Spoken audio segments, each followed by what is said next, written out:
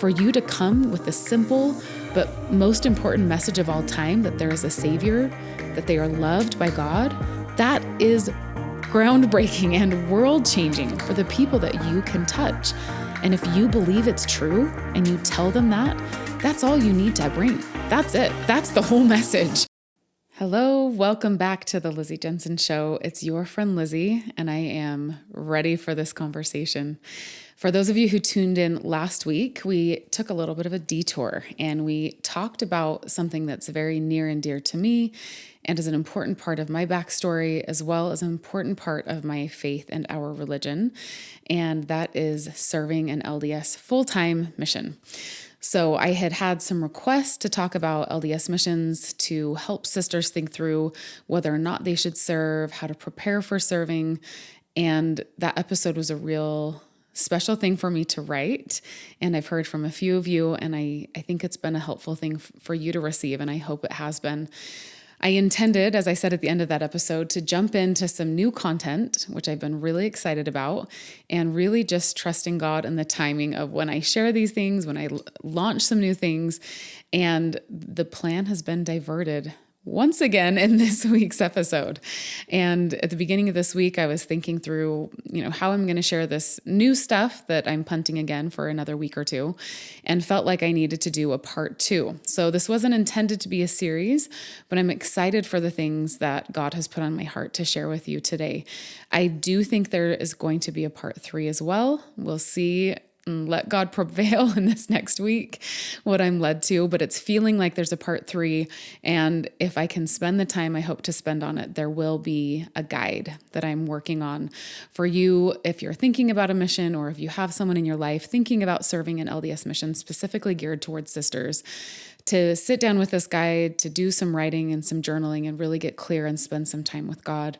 I also have something I want to do with that guide, and that's offer some encouragement. Again, we had over 400 responses to the survey that I sent out. And one of the questions I asked, if you could send a voicemail to a sister missionary, what would you say? And there are so many neat pieces of encouragement and guidance in those. And I thought that would be a really cool printout for someone to maybe laminate and take on their mission, or cut up into little strips and bring for the times that they need something, because they all come from a real woman who loves missionary work, who loves you and is thinking about that. So that is in the works. We're thinking about how we can best package that and make that accessible for you. But there will be a part 3. And I think this will be a fun thing again, is, people thinking about a mission, something to send them, this 3-part series and that download as well. So good things to come. The focus of today's episode is specifically how to prepare for an LDS mission. So last week, again, we hit on, how do I know if I should go? And we really talked about the broader question of, to what are you giving your life? This isn't a question that we should think about in terms of 18 months of our life, or I think we've missed the point. The real richness that comes from thinking about a mission is really, what is my whole life going to be about? Is it more about the things of the world? Is it more about the things of God? We might think, man, if I turn my life over to God, will it not be as exciting? Will there not be as much to my life in terms of joy or adventure or maybe travel or the things that I love that are unique to me? In my experience, I've seen the opposite, that turning my life over to God has actually given me more opportunity to do things both that I love, but also to introduce me to things that I didn't even know I would love, and put me out of my comfort zone and take me to places that I didn't ever anticipate being in. So this for me is a conversation about adventure and excitement, and that is a really, really fun thing. So this week, again, we're now turning to, how can I prepare? I've decided that I want to go serve this full-time LDS mission. How do I prepare for that? And again, I want to start by just zooming back and inviting you to say, let's think a little more long-term about this and think beyond 18 months. When we think about being a disciple, it's more of a marathon than a sprint. And even as you think about those 18 months, how you think about preparing your mind and your heart and your body, it's a long game, right? You're not going to sprint all out, not in the months preceding your mission. You also won't do that on your mission. It's slow and it's steady and it's measured. And that's much more what discipleship looks like in my own life and the life of disciples that I've seen. So we're going to think about how to prepare for an LDS mission in terms of 3 frameworks. And though these were the stories and principles that came to my mind as I was preparing. But I want to start with a little bit of analogy as you're thinking about a mission. And again, this is now geared for those of you who have already decided that they are going. And I was reminded of a phrase that my dad used when he talked about my mission. So this is after now I've decided to serve. And he started to talk about a mission as a greenhouse, as a godly greenhouse. Now, my dad served a mission when he was younger in Germany, and then he and my mom ended up serving a mission in Australia as mission leaders. And he has a heart for missionary work. It really changed his life. And he talks about that and has so many stories about who he was before he served a mission and how he started changing when he decided to turn his life over to the Lord, and then how that changed him since. But I love this concept of a greenhouse or a godly greenhouse. And here's why. When we enter a greenhouse, everything has been manufactured for a seed's ultimate growth, right? The temperature is right. So even if it's snowing outside, there's this right atmosphere that's been created inside the greenhouse. And the moisture content for whatever you want to be planting is just right. The light is just right. Now, those of you who have served missions or have heard about missions, you might say, wow, there's no way a mission is a greenhouse. It doesn't feel like maybe the perfect conditions for growth. It's really hard. You might be not in the perfect weather you think for your growth. Maybe it's really hot, or maybe it's really cold. You may think, I don't really actually have the right conditions of light and moisture. I don't have the support I used to have. I might feel like I'm totally alone. I don't have the light and the constant encouragement of the people that I loved before sitting there in this greenhouse with me. But I want you to think again and approach and view your mission from a different perspective. Could it be that not being with those who are always giving you encouragement was actually the perfect condition for you to grow? Because it made you rely on the Lord. It made you ask harder questions and dig a little deeper and be on your knees a little more. Maybe the light and the nourishment and the moisture was exactly what you needed. I also think we shouldn't skip over the fact that when we plant seeds, they go deep into the ground in a place that looks like total darkness. It also requires the breaking of a shell. It has to break free from the seed and transform and become something totally new that maybe looks very much unlike and very different from what the seed looked like before. But perhaps that's the point. Perhaps that's the whole point of a mission, is to turn us from this potential and opportunity and the things that we were before into a plant that's growing, that's producing fruit for other people, not just for ourselves, and becoming something new and unique and beautiful, and maybe only in the vision of what God had expected for us, not even in the vision of what we expected for ourselves.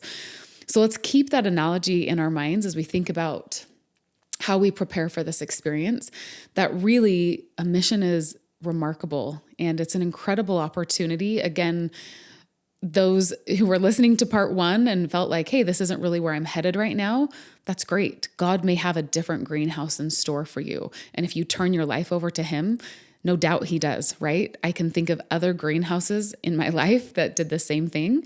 Young motherhood certainly was that. The opportunity to be married and learn to work and learn with someone at your side. Again, another greenhouse in our lives. So we're focusing specifically on a mission, but I love that opportunity to reframe the things that are hard into the opportunities that will help us become the best version of ourselves. I also want to think about when we come home, and maybe this feels like it's jumping the gun to say, wait, why are we talking about when we're coming home? We're just thinking about the preparation. But as we're thinking about lifetime discipleship, I think it's important to say, how does this approach of thinking about our preparation for a lifetime mission change? Well, it's also going to help you when you come home from full-time service in an LDS mission. You're not going to be fully baked. You're not going to be a perfectly grown tree at that point.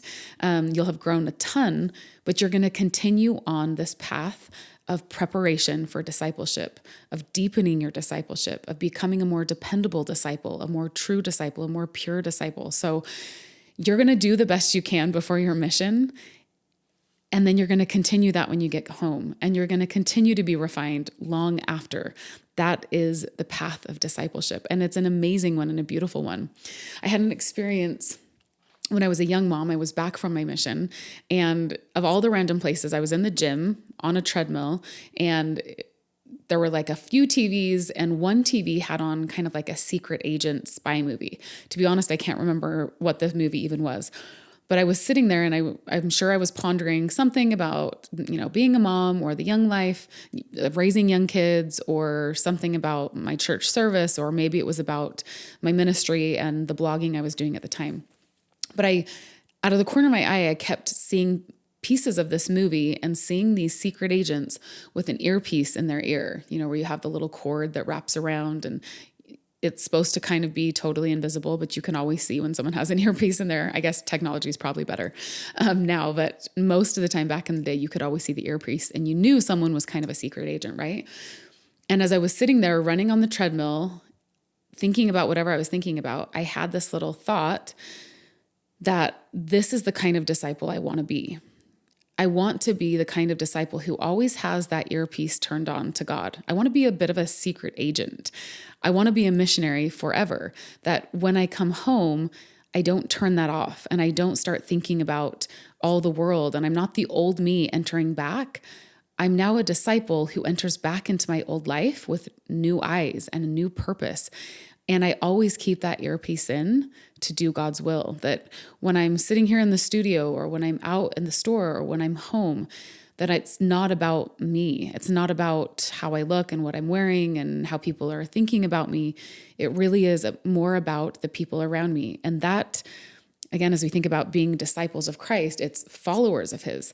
That's how Jesus Christ lived his life. And that's what he's inviting us to think about as missionaries, of how do I turn my life over so I'm thinking more about everyone else around me and how I can bring them to Jesus Christ than me.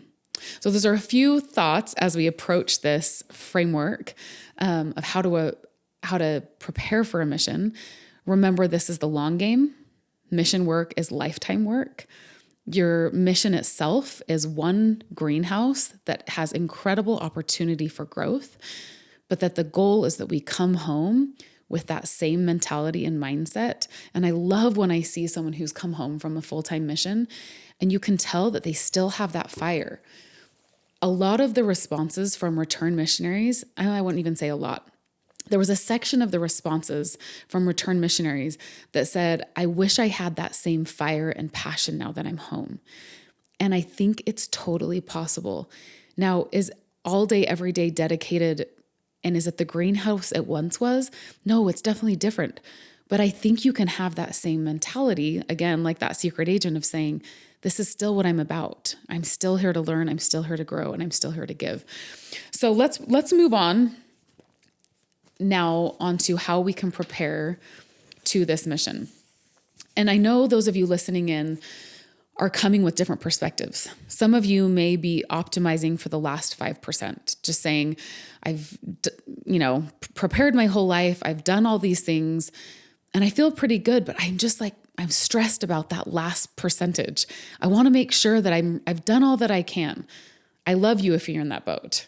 There may be some of you who haven't really thought about a mission much, haven't maybe dug into your scriptures. Maybe your relationship with God isn't what you wish it were. Or maybe you don't have the physical health that you wish you had. And you're kind of questioning like, man, can I do this? Am I really ready for this? But there's been something inside you that's called you to this work. If you are in this boat, I love you. I'm so excited that you have the faith to say, I'm still going to do this, even though I don't totally trust that I'm ready for this. And there may be others that are terrified out of your mind. And this was so far off your radar. Maybe you have recently joined the LDS church. Maybe your life has totally shifted from what it once was. And again, I'm going to say, I love you so much for having the faith to approach an 18-month or 2-year, if you're a guy listening in, opportunity like this to grow closer to the Lord and bring other people to him. This episode, I hope, will meet all of you where you are. And that's the beautiful thing about the scriptures and about principles and about frameworks, is that we all can take something from them, regardless of what we're coming with to those principles, right? No matter where we are, what our story is, what we're bringing to the table, it applies to us.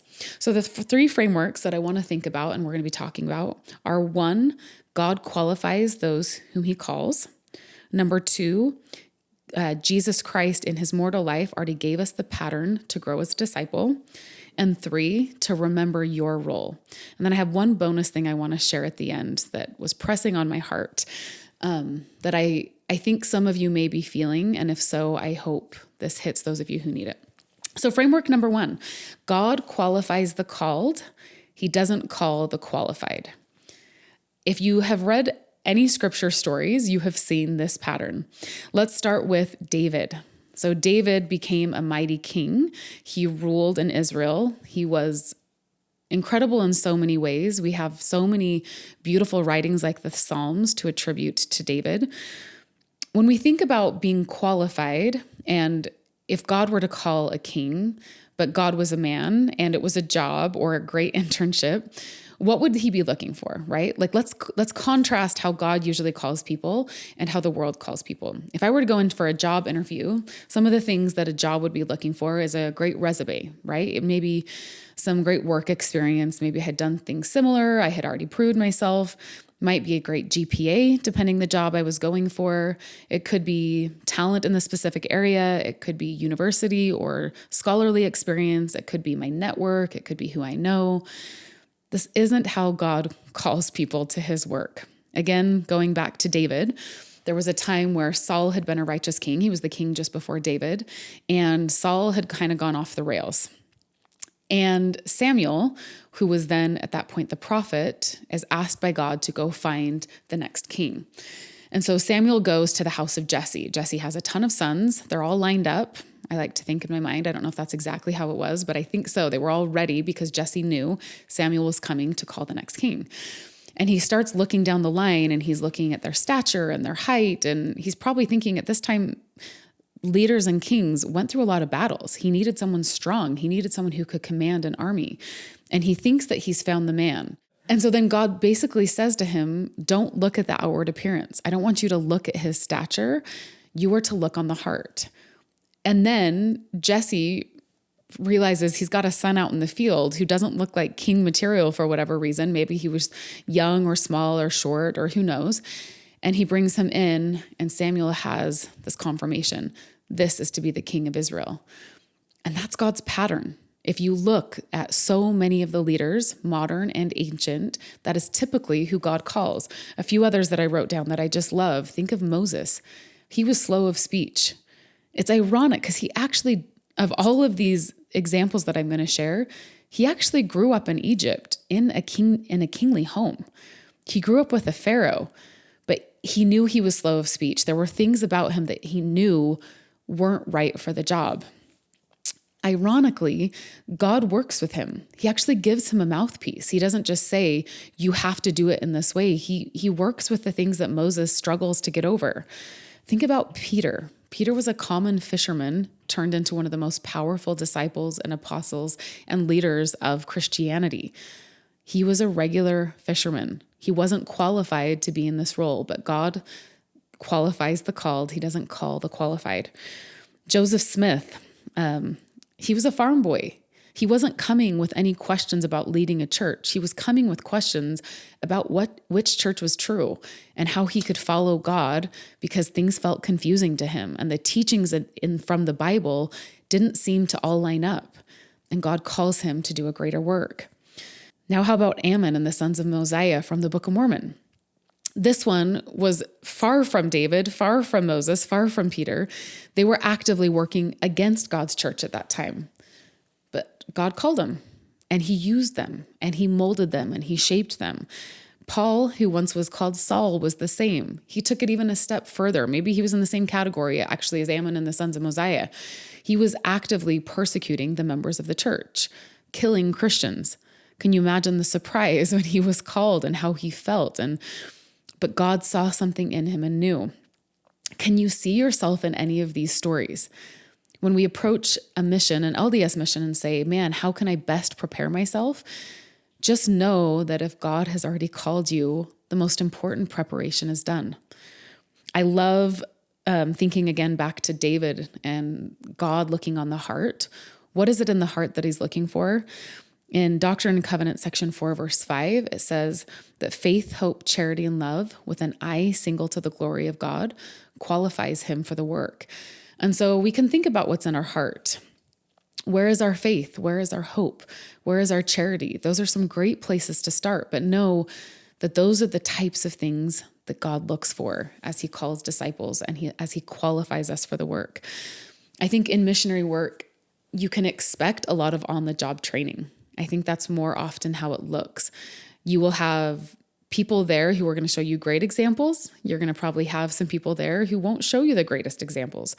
The best on-the-job training and mentor you can have is Jesus Christ and your heavenly parents to say, how do you want me to do this work? I'm in a new situation, maybe a new state or a new country that's foreign to me. But trust, just like all these examples that we've given, whether it's Moses or Peter or the sons of Mosiah or Saul, God will take what you have, and if he's called you, he will qualify you to the work. So that's framework number one.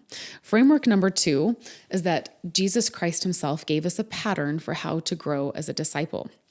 I really loved, this thought came to me as I was preparing, and I really loved revisiting a verse in Luke. And this is in chapter 2, verse 52. If you've grown up as a Christian, you've probably heard this verse a lot, that Jesus grew and increased in wisdom and stature and favor with God and with man. Maybe we've read it so much that it starts to feel a little stale, or maybe you've never taken the time to dig in. I have here and there, but I think this time around, this study was really fruitful in a different way for me. I think it's helpful for us to think about the fact that if this is the pattern that Jesus used to grow as Jesus Christ, this is a great pattern for us as his disciple to use as well. I think it's important to note that it took years for him. This isn't something that's an overnight effort, right?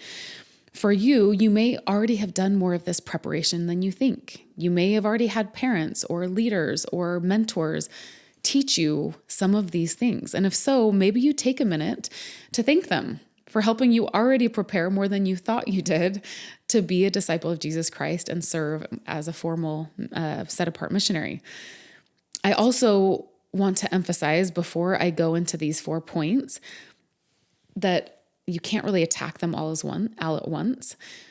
You're not going to, again, grow overnight, but also there could be a tendency and a temptation to be overwhelmed and to feel anxiety that, man, I got to be really good at all of these things. I'd invite you as you listen now, as I break this verse down, to pray to have a heart that's open and a mind that's open to maybe see one area that would be most fruitful to you, that maybe you thought you were good at and you didn't even see your own blind spot. You also could go to someone that you know loves you and supports you and say, hey, where do you think would be most helpful for me to grow and work for the next few months before my mission? Maybe there's something that you can tackle in this time that doesn't qualify you for God's work, but maybe it makes your mission a little bit easier because you're working on the character of Jesus Christ in yourself. So let's start first with the word increased. What does it mean? The Greek word that was written down by Luke, that he increased in wisdom and stature. The word increased is a really cool word. It means steady and progressive. It also visually means like cutting a path through the bush or pioneering a path forward. And I really like this visual. If you think of being in heavy bush, it's kind of our character, right? It's like, I've got this weakness over here and I'm not very good at that over there, but I'm just going to take the one step ahead and attack the next right thing, the next thing that I can see so I can make one more step forward. I'm not going to just run through that path. It's one thing at a time, one step at a time, steadily with the help of God, asking him and approaching the next thing you can do. So that's how Jesus increased. It was small. It was little by little. It was step by step. It was active. It was intentional. It was letting God lead him. So that's what this framework and this approach is saying. So we increase, let's go to the first word now. He increased in wisdom. The Greek word here is Sophia. Isn't that cool that that's what that name means? I never knew that. And it's more than knowledge. When he increased in wisdom, it was seeing clearly. It was good judgment. It was the love of wisdom. That's what this word means. This name and word also is a female figure, meaning divine wisdom. And I thought this is so cool as I'm addressing this podcast more to sisters than elders, to think about what is this wisdom that I could embody that would bless me as a disciple of Christ for my whole life, right? And especially as a missionary, if that's the next step for you. How do you grow in this wisdom? What's some intentional steps you could take? This may be a place where you pause and you ponder, or you write, or you journal. I have a few ideas. None of these have to apply to you, but these were some things that I thought about as I thought about what was helpful for me on my mission to try to see clearly and discern and feel ready. Pondering, taking time to be alone, writing, spending time with really good books, and especially scriptures that give you more timeless wisdom instead of trendy wisdom. Another thing you could do is maybe you're going to a foreign country. Maybe you take a couple of hours and you study the culture and the people. If you want to be wise in how you approach these people, you might wonder what their history was, what makes them the way they are. Different cultures see things differently than we do. They value things differently than we do. Maybe they value, instead of a independent approach or an individual approach like more Western culture, maybe they think more about family or community. Maybe they've recently been through a war and there's war history that makes them cautious or makes them skeptical of outsiders. If you want to be wise, those would be good things to know as you're thinking about this people. Again, this doesn't qualify you to serve a mission, but this may make your work more fruitful and more interesting and more energizing to you. You may be better at it faster. Another thing that may be helpful as you think about your own wisdom is emotional maturity. Maybe you take some time to think about your thought patterns. How often do you settle into negativity and discouragement and victim mentality? Or are you more hopeful and solution-oriented?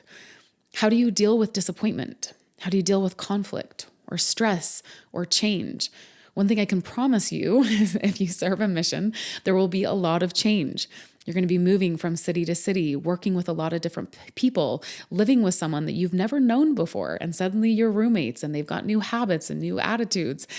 And so thinking about growing in wisdom, maybe there's one of those things that sticks out to you that you could say, to be a disciple and to prepare for my mission, I want to be a little wiser in some of these areas. Or maybe it's something else that comes to mind as you're hearing this. Number 2, growing in stature. This is probably an easy one for us to think about. It's strength or physical development.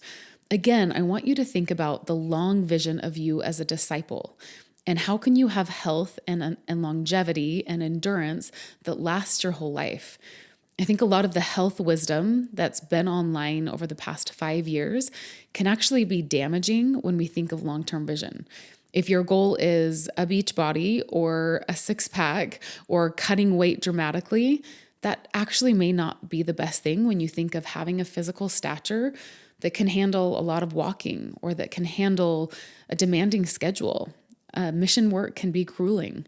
So the nice thing is the bar of the world on our physical stature, again, is what Samuel was going to look for in a king. I want someone who can battle with their body, or I want someone who physically looks the part. That's not what God looks for. He says, I want you to think about what's real health. How can you have the endurance you need for a mission?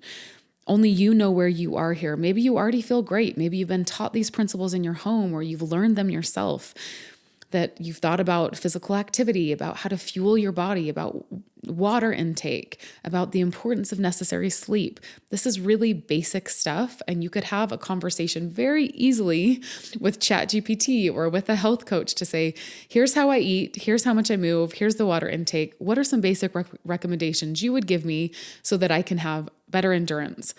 This doesn't look like obsession. This doesn't look like a quick fix. It looks like I want my body to be a tool for lifetime discipleship for a long time. This is still how I approach my body. I used to be very fixated on body image and how I looked, and I've realized to have children, to have not frail bones or be too skinny where I don't have a frame that can support me for the rest of my life, I approach my body differently than maybe an Instagram influencer would. I want strength, I want long-term, I want longevity. So again, that might be something as you think about preparing, where there's something there to say, my mission will be easier if I'm already used to walking, or my mission would be easier if I brought some recipes so that I have some things that I can cook. So I'm not just eating processed food my whole mission, which is going to lead to less energy, less mental clarity, right? And there's so much good information for this online. And I'm actually going to add this here in the field guide or whatever I'm creating for next week's episode. There were some really good resources in those survey responses of some people who are online just helping coach missionaries on nutrition. So I'm going to add that this isn't a vetted list from the Church of Jesus Christ from Latter-day Saints. This is well-intentioned women responding to a survey, offering some great resources. So you're welcome to check that out as well. Then the last part of this framework is favor with God and man, that Jesus grew in wisdom and stature and favor with God and man. I have never looked into what this word means, and it is fascinating and beautiful. And again, a really peaceful word to use when we think about our growth and our thinking about how we're going to prepare for a mission. Favor for God and man, that word actually means grace and kindness, graciousness, even charm. And it's a divine influence on your heart. How beautiful is that when you think about lifetime discipleship and who you may want to become as a disciple of Jesus Christ? Do you have grace when you talk with others? Is there kindness? Is there an element of peace? Is there a divine influence on your heart as you look on people who are different than you, who might be tricky for you at first, whether it's companions or people you're teaching or people on the street who perhaps aren't very kind to you? Let's turn this now to think about how do we find favor or this grace and kindness with God? I always thought it was how God felt for me, or how I felt about God when I thought about growth here, that I need to make sure I'm studying my scriptures every day and praying and thinking about it like a checklist. But what if the favor with God is trusting that he loves you and that he accepts you? What if it's reading the scriptures to learn and see how he worked with other disciples and how he approached them, how much he forgave them, and he was okay with the fact that they made mistakes? It could also be that you test out following through on impressions and promptings when it feels a little bit scary, that you feel this grace from God reaching through you to others. Some ways that I've felt this perspective shift in my life where I feel more of God's love, ironically, are the checklist things, but approached from a different angle. I've spent time in the scriptures to try to feel his love or see how he views me and what he thinks about me. I've spent a lot of time on my knees in prayer, working through problems, working through struggles as I've realized maybe I don't have all the answers in my marriage or back in a companionship, trying to feel that favor that God has for us, the grace and the kindness and the divine influence will help us see things in a new way. And you can practice this again and try this right now, again, in the scriptures or prayer. I want to give a special plug. This was an impression I had that was maybe as strong as anything about this episode. And that is to spend time, if you have the capacity and you have the proximity to a temple. There are so many blessings that come through the time spent in the temple. I was talking to a friend about this who doesn't yet really love the temple or spending time in the temple. And they said that to me. They're like, I just don't really love it. And really, I don't understand it. And my response to them was, I don't actually know if I totally understand it either. It kind of feels a little bit like magic to me. I go and I show up and I serve, and there's things I do for people who can't do them for themselves, right? And just being in this holy place has some kind of a magic to it. I'm given wisdom. I'm given perspective. I actually taught this to our kids today because a few of them were going to go to the temple today. And I just told them, what were temples in olden days, right? They didn't always have a building, and often it was a mountain. And I feel like a lot of times when I go to the temple, it's God pulling me up to this mountain, not literally, but in my mind, to say, let me show you your life from a different view. This problem that feels so big, let me give you a different vantage point on it and give you a different way to think about it. Let me almost put on my godly glasses as a lens for you to view your own life through. I've seen miracles happen in the temple, miracles that I didn't think would happen in my life or in the life of my friends. As I approach it, I have seen heaven and earth actually move for what God has in store. There's also wisdom, perspective, and an opportunity to hear him in a different way. And also, I'm taught to hear him in a different way.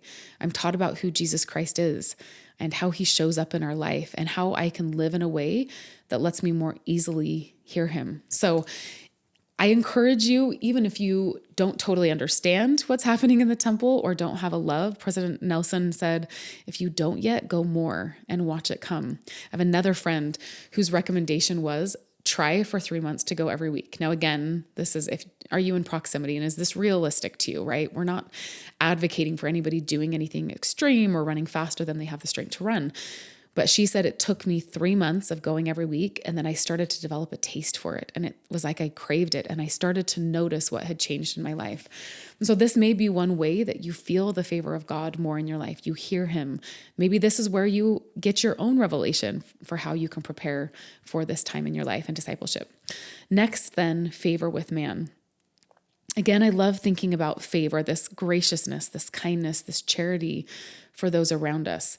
This is a beautiful one as you prepare to be a disciple of Christ or go on this full-time mission.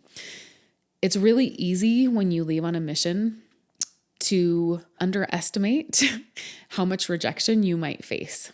Now, some people go to missions where people are just very open and receptive. So this isn't applicable to every mission, but there are a lot of missions in the state of the world today where people don't really want to hear what you have to share. They may be skeptical of you. It may be for great reason.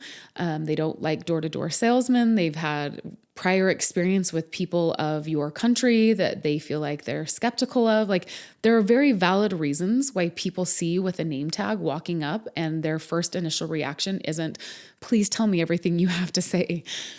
And so thinking about how you can develop a graciousness and a love and a charity for people.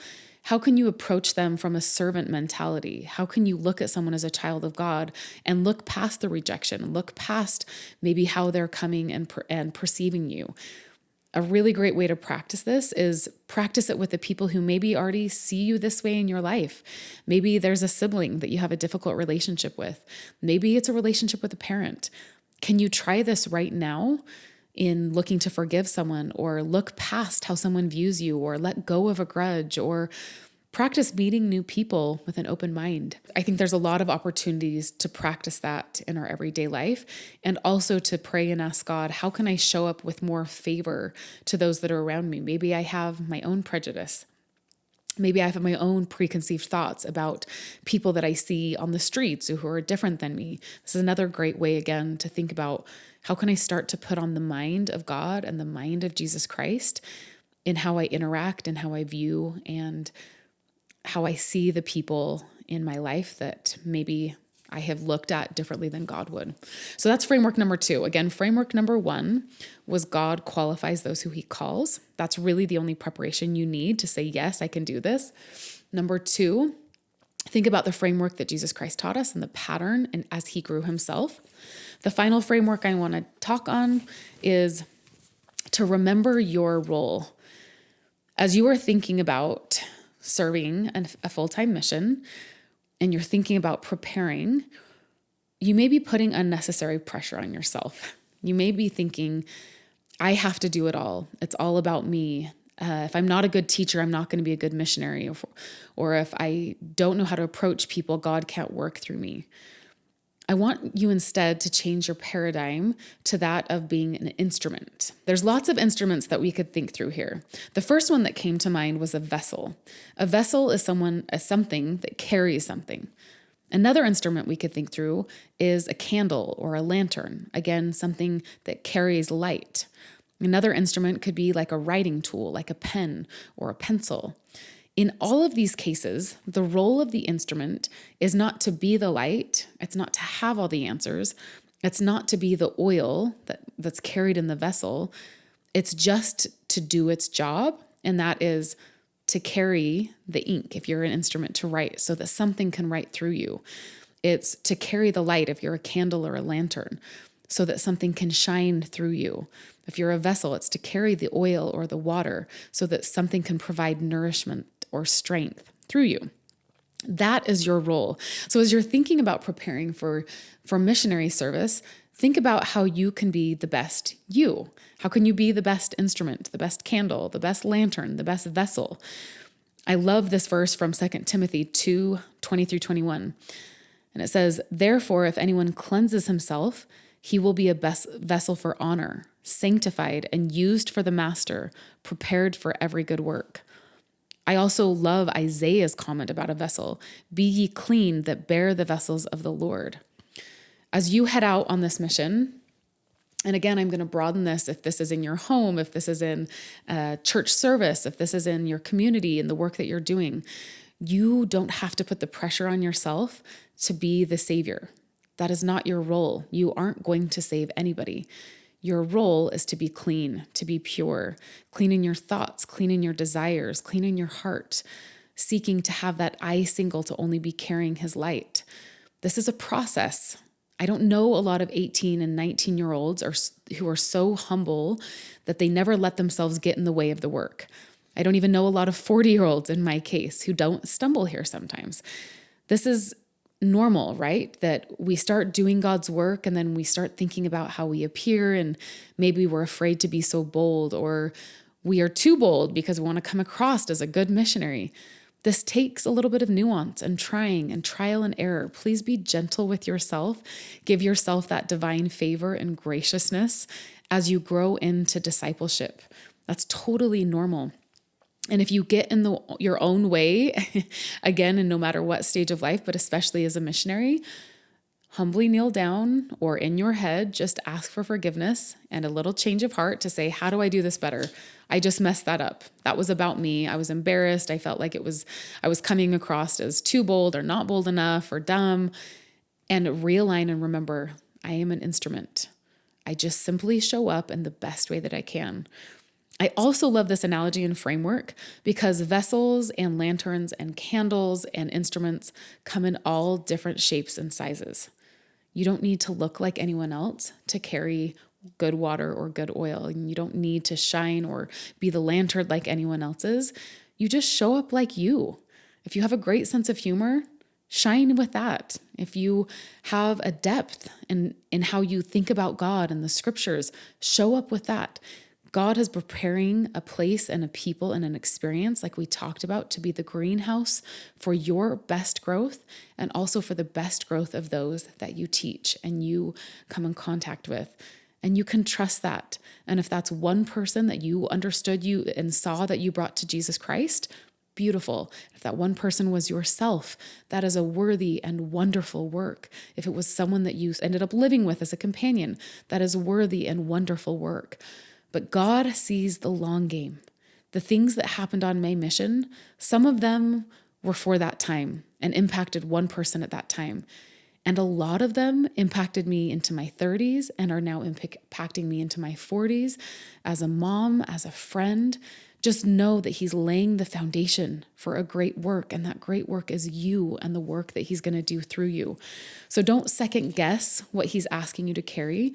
Just focus on being a vessel. And again, this might be a time in this episode where you sit down and say, God, can you show me a little bit more where I could have pure intentions or thoughts? But again, don't get crazy here. Go back to the first framework. If he has called you, he will qualify you. That is all you need to leave on this mission and to go. You have enough.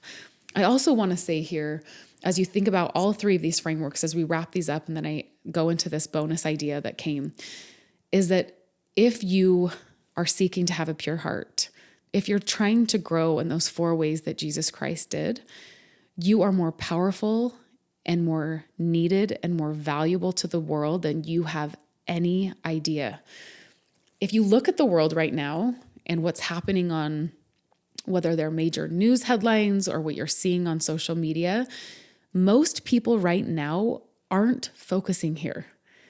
It's easy as we start to focus here for Satan to get in our minds and be like, well, that's just kind of what everyone's doing. That's not very impressive, or that's not very important, or that's kind of who everyone is already. But if you show up to someone who doesn't have love in their home or in their relationships, who's never thought about the real power of forgiveness, that they can actually be clean and step forward into a completely new life because of Jesus Christ, think of the message that you're bringing to them. It may feel small and simple, but for someone who's never heard this or hasn't believed it before, for you to come with the simple but most important message of all time, that there is a Savior, that they are loved by God, that there is an endless potential inside of them, that is groundbreaking and world-changing for the people that you can touch. And if you believe it's true and you tell them that, that's all you need to bring. That's it. That's the whole message. We make things too complex and too intense and too big when God just said, for God so loved the world, because I love the world, I sent my only begotten Son. And because I sent my only begotten Son, you can have eternal life and you can be free from your sin. And you can have hope that you can build a beautiful life with those that you love, because your spouse can also be free from their sins and they can also forgive you and you can forgive them, and your children can live this path too. That is the message you're bringing. And you can be a David or an Ammon or a Saul or anyone else. You can be you and carry that beautiful message, because that is light and life and oil and water to those who are hungry and cold and starving for this knowledge and truth. I want to end with this bonus. I'm actually going to end with another thought, but I want to add this bonus in here. And it may just be one of you who need to hear this. And if so, it's worth mentioning on this episode. If you right now have desires to serve and you want to be called, but there is something that's broken in your life that maybe you've been hiding or you've been setting aside or you've been trying to not let people see, that might make right now a mission impossible for you, that's okay. Again, I want you to see your life and your discipleship as the long game. If there is currently addiction that would make it too hard for you to jump into a very demanding mission, or an eating disorder, or mental capacity, and you've been trying to hide that to be enough or to please the people around you, the best thing you can do right now is to seek healing and to seek the love of Jesus Christ as your mission right now. And don't be ashamed of that. Even if there's someone in your life who's hoping you're going to serve that doesn't know these things, it's okay. They'll see your heart with time. This is about you and the Lord.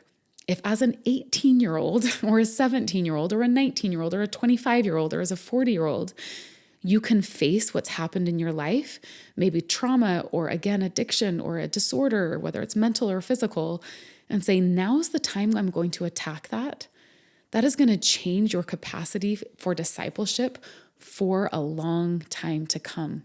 And it will be worth it. Think about if you attack that now. Maybe you go talk to a leader, or you find a therapist, or you open up to your parents and you attack that right now. And maybe you even show them this part of the podcast and say, I don't have the courage to talk about this, but I have something I want to talk about. And maybe I feel embarrassed, or maybe I feel ashamed, or maybe I feel like I'm not enough because I'm not measuring up. I can tell you that a loving parent will see that as bravery and courage and be so proud of you for attacking the hardest things in life. It is only the adversary who's trying to make you feel like you can't bring those things to light. Seek your own healing. And maybe that will lead to a full-time mission in the future. It doesn't matter. If it leads to a life of health and wholeness and healing and beauty and discipleship, it is so worth it.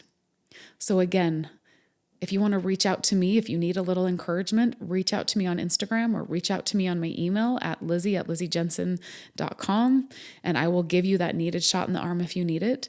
But seek that healing. That is missionary work. It's inviting someone, yourself, to more fully accept the love and the healing from Jesus Christ, your Savior. And that is maybe the most important mission work you can do. I'm going to pivot from here, sending you so much love to wrap up this episode. I hope something in this episode spoke to your heart. The most important thing you can do is to seek what Jesus Christ and what God and your heavenly parents know in their eternal wisdom is most needed for you as you prepare. It may be getting yourself physically healthy. It may be slowing down your life. Maybe you've rushed through high school and you've rushed through university, or you've just joined this new faith. Maybe it's taking some time. Maybe it's saving up some money. Like, there are very practical things you can do to prepare, and there's very spiritual things you can do to prepare. I hope one of these frameworks felt like the answer that you need. And if not, that you spend some time on your knees and in prayer and in talking to the people that you love to say, do you have any advice? Is there something that I can do? But what I want to end with is that I hope you give yourself permission to enter your mission feeling completely confident and ready. Because you don't need to know your mission language. You don't need to be a perfect disciple to go to your mission with ultimate confidence in the Lord and to say, I'm ready for this. I think sometimes we feel like there's this holy badge of honor to say, oh, I'm just not ready at all and I can't do this. And instead of saying, I'm totally ready. I've been called.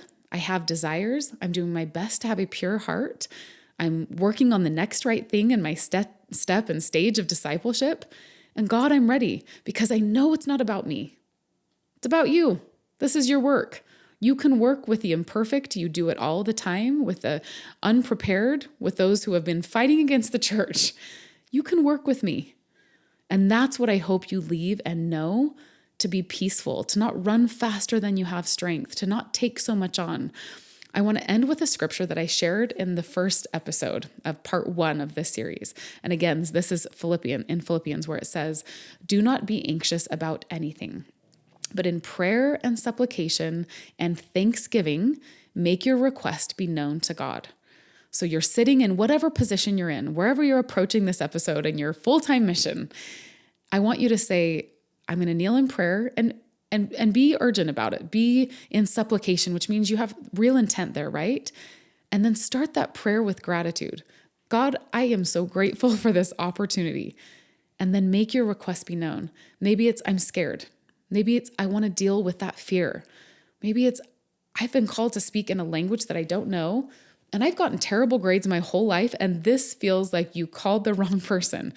Bring whatever request it is, and then ask him to show you the next path. Maybe it's just trusting him. Maybe there's something you can do before, but I promise you he cares about you and he loves you, and he is the best person to ask about how to prepare.